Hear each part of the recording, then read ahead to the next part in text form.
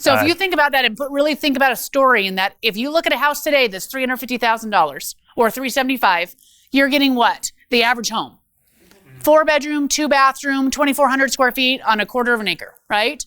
So now next year, if prices go up 10% or 15%, I mean, what are we at? 30% last year? So let's be conservative. 15%, that goes up another 15%. Your $350,000 house now is a 2-bedroom, maybe 3, 1 to 2 bath, no garage, for $100 more. Mm-hmm. Well, and also let's talk about the fact if the price doesn't go up, period, you're still paying $100. Yeah, mm-hmm. Yeah, still even if prices don't go up, even though they're going to. They will. Yeah, that's the crazy. It doesn't matter. Even if they don't, you're still going to pay more money.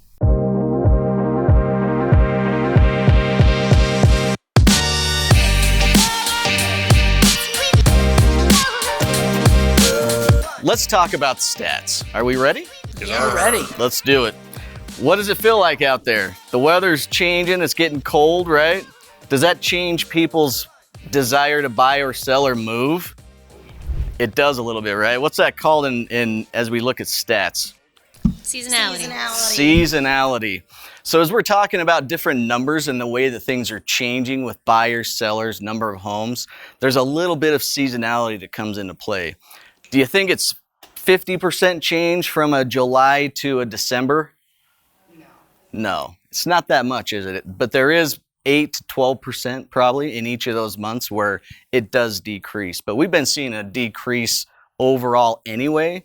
So now we're headed into the seasonality piece of everything. Yeah, and I think that's a big misconception.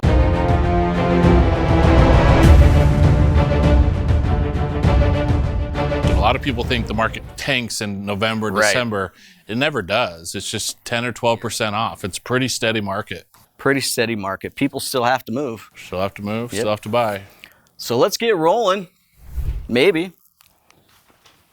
And no. And yeah, just the stats. Here we are. October. We're actually in November, but we're looking back because that's what stats tell you, the past, right? We'll have the crystal ball here next month. That's right. We'll look forward into the future. But just the month of October in 2020, there were 328 homes that sold. It was a huge October in 2020. Big month. This year, there was only 281. So we had a decrease of 13%. There was that many less homes that sold. The average breakdown of the prices, if you look on days on market and the number of homes in those price ranges, under 500,000, we had 229. But we are seeing a big increase in the higher priced homes in our area, which is very good for homeowners. Makes it tougher for affordability, right, for buyers. But with rates staying the same, we're still pumping right along. Year to date, homes sold last year, we were at 2,700. This year, only 2,300. So buyers have increased. We have more buyers in the market than last year, but the transactions or number of homes that actually sold went down. And so I think that's why you're seeing the supply and demand. We're really seeing a decrease in the number of transactions, 12% down. So if the supply is lower, what happens to the price? Jacks up. It goes up, right? And I think that's exactly what we're going to see here. Average last year was 326. Can I say one thing on that last one? Sure. Because even though we are down, and we were wondering if we were going to catch up, which obviously we're not going to, but even though we're down, it's still like one of the biggest years of real estate in the last 20 years. I mean, it's still been a great year. It's been crazy how everything shut down in 2020 for COVID and real estate skyrocketed. Yep. That's a great point. Nuts. That's a great point. So last year we were at 326 on average, and this is Bingham, Bonneville, Jefferson counties, those three combined. This year, look at that, almost 400,000 or a 22% increase in price overall.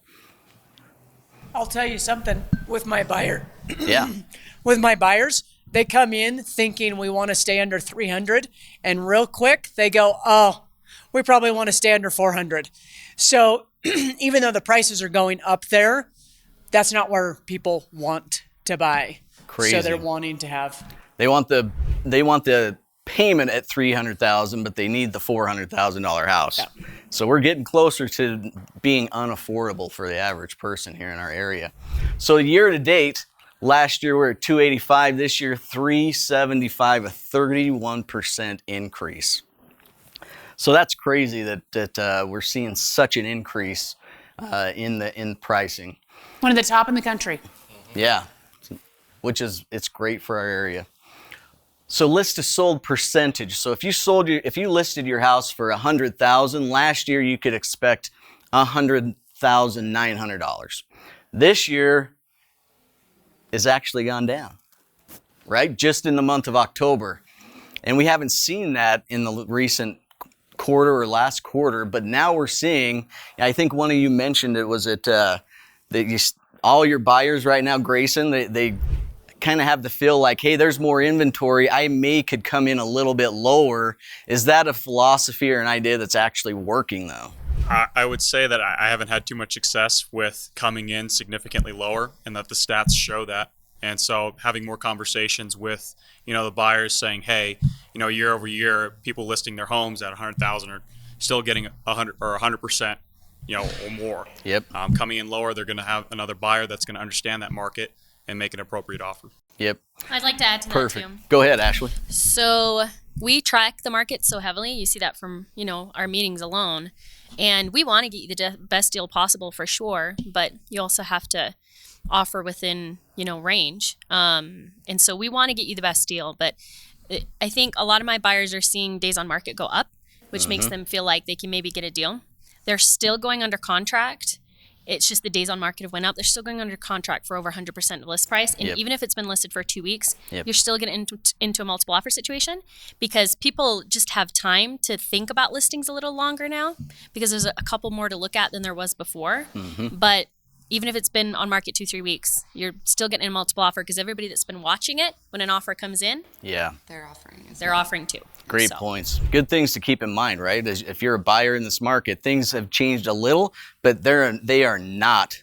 We got a little breath of fresh air, not a big oxygen tank. It's a reminder for sellers too. Also, the marketing matters. You want to attract more buyers early. Yeah. The marketing matters to get the best prices and to get multiple offers, so the buyers aren't thinking, I'm going to go under. Yep. So this slide is just October. That's just one Correct. slice of the puzzle. So let's look at a bigger picture year to date. List to sold. Last year we were at 100%. We're still over this year we're over last year. There's a 2.1% increase over list price. So just like you guys are saying, that it's still happening, it's still tight. You can expect that on a good priced home to probably pay a little bit more than what they're asking. So, Jeremy, when you look at the price of the home, that's the good thing about having a good realtor on your side, is they know what that home should be priced at. Right. So if people are pricing them too high, they're not going to get sold. But if you have a good realtor on your side, you're going to know that it's priced correctly, whether it's list or sell. Yeah. Either side. You can't depend on any of these other websites. All these other sources of information are very difficult to depend on. Your realtor who knows what's going on, listing and selling. Well, all those other sources are gathering the information from our data, right? That they don't have full access to. They don't have full access to. Sometimes they get partial here, partial there, and try to piece it. Yeah. It's more national rather than Stats. Yeah. Great point. Yep. Great point. So a leading indicator of where we are going, here's a little bit of the crystal ball picture. When average days on the market goes up, it means there's more inventory. Things are taking longer to sell. Last year we were at 30. This year we're at 28 for October. So there's been a decrease, meaning that slice of the pie is decreasing because we have less inventory. Things are moving quicker. Year to date, we're still at 21, and it was 34 last year. So year over year, things are still getting tighter, right? It's even with an increase of inventory, it still is only a 21 day. What was we were at 1 week one time, right? Earlier this year, It was like July maybe? Yeah, 1 week was of rough. inventory, which means nothing else lists. Everything's gone in a week. You don't have very many options. Go ahead, Chad. Let's hit the next section. All right, sounds good. So Snapshot of October. This is kind of a new stat that we came up with that we're throwing in here. In October, 312 homes came on the market. 333 homes went pending. So we are dipping into our inventory with the amount of homes that are being bought. Here's the stat that we really want to cover, though. 17%, 58 of the homes that were pending came back on the market. Okay, so it's about a 17% fallout rate when an offer is put in.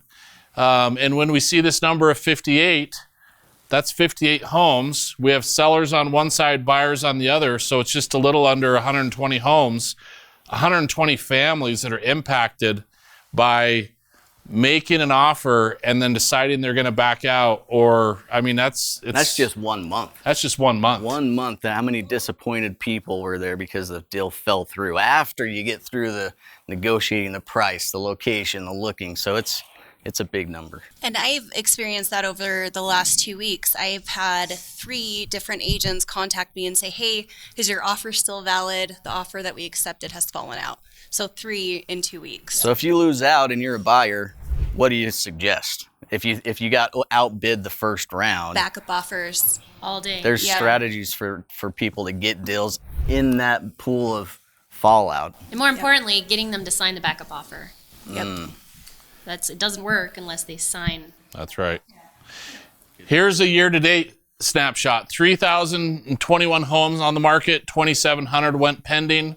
We know that, there's always homes that are unrealistically priced, so those aren't going to sell. But we're seeing this same number. It's 16%. The other one was 17%. So we're seeing about a fallout rate of 16 to 17%. An interesting stat that we would maybe look at next month would be, what's our team fallout rate? Because it's lower than this. And that's a good point, because fallout happens many times when people do something and they're not prepared for what they're actually doing. So if you're prepared, you kind of know the process, you have your financing, you know what a house should be like, you know the issues that come with inspection, then that can drop down. So Also, that's why consults are so important. Buyer's consults. Yeah. Exactly. We ask you to do a consult because we want to make sure that you're prepared for whatever is coming your way. And we talk about the market, and we talk about costs, and we talk about how closings go. And I would bet that our termination rate is lower than the standard. So if you call an agent on a house and they're willing to run out and meet you at the house, it's a little bit of a red flag. So you want to make sure that you're talking to somebody, hopefully us, that they're going to do a consult with you before you start your home buying journey. So Get the armor so you can run out to battle. exactly. Yeah. And when you think of using what kind of realtor you want to use, you want a realtor who knows those 58 homes came back on the market, and they're checking that all the time. If your realtor is also a raft river guide and they're out on the raft all week long, and you come back to next week and you're kind of like, oh, so that house that I looked at, I noticed it's back on the market 3 days ago. If your agent isn't constantly on top of that, you're not going to be able to get a chance. I've had so many clients. I just love that house. I love that house. And it's my job to stay on top of that and keep them informed of all the things that do come back. Awesome. You're not lost cause. Don't just move on. Yep. Full-time agents. Yep. Okay, let's look at what's currently on the market. We have 219 homes on the market. Last month we had 256, so we're down 14%. We were getting inventory, and now it's kind of dropping down. Our absorption rate, however, though, is just barely under 30 days. We're at 28 days, 4 weeks. I remember last year at this time we were thinking, man, are we going to go under 30 days? Yeah. And we thought, that's scary. But, here we are again. We'll see what happens with this new year. Here's kind of a breakdown of where our inventory is. Again, we're seeing most of our inventory under that 5. Actually, it's up now with above 500,000. We saw an increase in homes in that price range. But basically, the majority of our activity is going to be, again, through that $250,000, $500,000 price range. We're not seeing a lot of change there. We are not as even as we used to be between 500 and above. So we're kind of evening out and kind of narrow it down into this price range between $250,000 and now $600,000. So, Chad, looking at that average days on market, just an indicator, our average days on market right now is running at about that 30-day. There are homes at 100,000 that are priced too high. They're bringing that average up to 62. Homes that are not priced right still sit. And that's what that average days on market will indicate to you, based on the average days on market of closings. Yeah, look at that. Between 600,000 and above. It's taking a minute. Not as many people. Yeah. So, all right. Now let's look at our market overall. Current pendings, 491. Average price on that is now above 400,000. So prices continue to go up. 431,000 is our average price of our current pendings with an average days on market of 27. Looking at Idaho Falls area specifically, current homes on the market, 123. Absorption rate, not as high. We're at 2.1 weeks, 15 days. So that would make me think that a lot of the inventory is outside into the country area, a little more rural, because we are still tight inside the city, the 5 high schools of Idaho Falls. Yep. It's still, Idaho Falls is the higher demand area right now. It's inventory is not able to keep. So here's an idea. Here's a look at Idaho Falls and kind of where the price range is. Again, we're kind of seeing that movement a little above, a little more activity in that 500,000 to 600,000 range. But a little more evened out from 500,000. We got 54 above, 69 under. But you can see the days on market also is of 700 above is where we're seeing that go a little bit higher on days on market. So we're seeing some higher price stuff move. Anyway, interesting stat there to kind of see a breakdown of all of our inventory in Idaho Falls. Idaho Falls market overview, 323 pending. Average sales price of $410,747 and 24 days on market. And so we are seeing, this tells us their demand is a little bit higher, the inventory is lower in Idaho Falls, but outside of Idaho Falls, the price points are a little bit higher. And we're seeing that probably because there's some acreage properties, there's some shops, there's some bigger homes, but we're seeing that a little bit higher. So anyway, those are the stats. We're going to turn some time over to our PR My team and Hunter Taylor. Hey! Picture matches up. He did. Yeah. Good looking picture this time. Awesome. So I want to go over just the rates for 2021. So if we look back at the beginning of 2021, say January 7th, where's this little, right here, we saw an all-time low rate of 2.65%. Crazy low rate. Briefly after that in April, we kind of got a little scare here, and they went up pretty quickly April 1st. And I don't know if you guys felt that or we're kind of seeing that in the market, but it sharply went down after that. But this is the part that I want to focus on, this projected forecast for interest rates. So as you can see, this is increasing. And like we were talking about the last couple of weeks, as the economy starts to stabilize, we start to see interest rates going up. So October, November, they're going up. And then, December, it looks like they're going to have a sharp increase. Not crazy high. We're still going to be maybe around that 3.1%. And even into the new year of 2022, this is the projected new year rates this time next year. And we're looking at about 3.5%. So that's interesting because that is literally affordability. Same house. Totally. That is and as prices are continuing to go up, that is affordability right there. Yeah. So what does that mean right now? Well, today we're around a 2.99%. So if you guys are looking at refinancing or purchasing, right now is probably a really good time before the new year to do so. And I know it might be tough trying to purchase right now in the winter months, but there's really no better time. So if we look at this, at a 2.99%, this is at a $350,000 loan amount, right in line with where we're at for our average. We would have a monthly payment of $1,474. If we wait and we go up to a 3.5%, which is where projections are kind of heading for the next year, especially this time next year, we're at $1,581 for the same scenario. So you are paying $107 more per month. So as you guys can see, I mean, there's definitely more affordability right now to get into the same home at a higher price, but you're paying a lower monthly payment just because of these interest rates. So, And one thing you probably haven't talked about is you wait till next year. If we go up another 10, 20, 30% in the price of the house, Yeah. you're not even going to be able to buy that. I mean, I don't think there's any reason why prices are going to go down anytime soon. Yeah. So if you think about that and really think about a story in that, if you look at a house today that's $350,000 or $375,000, you're getting what? The average home. 4-bedroom, 2-bathroom, 2,400 square feet on a quarter of an acre, right? So now next year, if prices go up 10% or 15%, I mean, what are we at? 30% last year? So let's be conservative. 15%, that goes up another 15%. Your $350,000 house now is a 2-bedroom, maybe 3, 1 to 2 bath, no garage, for $100 more. Well, and also let's talk about the fact if the price doesn't go up, period, you're still paying $100. yeah, yeah. Still Even if paying. prices don't go up, even though they're going to. They will. Yeah, that's the It crazy. doesn't matter. Even if they don't, you're still going to pay more money. Yeah, nobody is predicting a market crash No. in the near future, even though everybody thinks one's coming, but there's it's certainly sign. not anything like it was sign at all. 13 years ago. If we see a significant slowing, that would be a 15% increase because we're at 30. Yeah, anything that slows it down just raises price. Does. So And if you want to talk about the market, then call somebody on the team. This is a completely different market, completely different economy from 2007. We get a lot of questions about that. We're not in a bubble. It's not going to burst. Call us and we will talk about it with you. Yeah.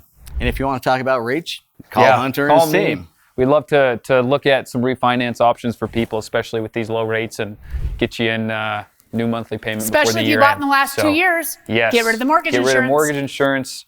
There's great times. So Who do you have with you, Hunter? today we have Jill Andrus and Marcy Hansen. This is the team that I work with, and incredible team. So they help me facilitate all this. I don't know if you guys want to share anything or comment on these rates or You what you're guys seeing, are a but- smart bunch, and you have a lot of knowledge. I can tell from hearing you talk, and so you know what's out there. You know where the market's going, and if you can just take this knowledge and share it with your borrowers or your buyers and your sellers, and let them know that there's never a better time than right now to get it done. If they're gonna do it, it's it's a good time. now's the time. Now's the time. We all wish we would have Awesome. gotten in January Yeah. at 2.6. Look at that. You're going to say the same thing next year. Pretty good. So Hey, good. that's Anything it for else? me. That's it for me. Thanks, guys. Appreciate it. Jessica. Fantastic. Jessica. All right, we always like to round us out with our community impact division of our team, which is the Nosy Neighbors, and talking about what's going on and keeping in the know here in East Idaho with our local businesses. If you haven't been out to Jill's Chicken Shack out in Iona, fantastic homemade cinnamon rolls every day, traditional hand-breaded fried chicken. Oh, so good.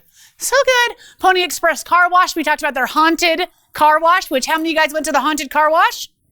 Was awesome. Designed living. I loved learning that it can be affordable to have a custom furniture piece that people don't realize what they go buy in the normal department store. You can get a custom piece from them nearly the same price, which is awesome. The Gangplank.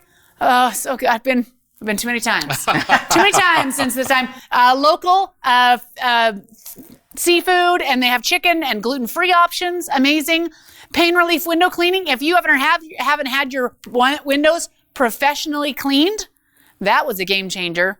Amazing. And then, of course, the Spider's Web. They talked about what they offer.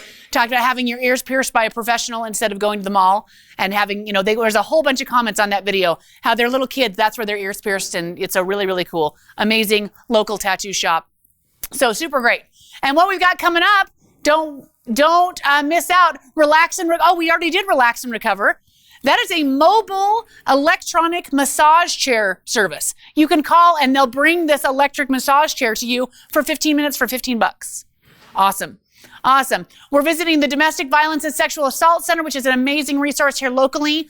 Eastern Idaho Home Builders, the Downtown Development Corporation, which does all this amazing stuff downtown. Hot Springs Pho. Didn't you guys know that? That's how it's said. And Chocolate Bite Delights, which is a local company that does cupcake wars for parties or specific chocolate things for your activities and weddings, and very cool. So awesome. We have an amazing community, amazing people. Check out the Nosy Neighbors and see all the cool people that make this community amazing. So that's us, our neighbors we know. Yay! That's the stats. Thanks, everybody.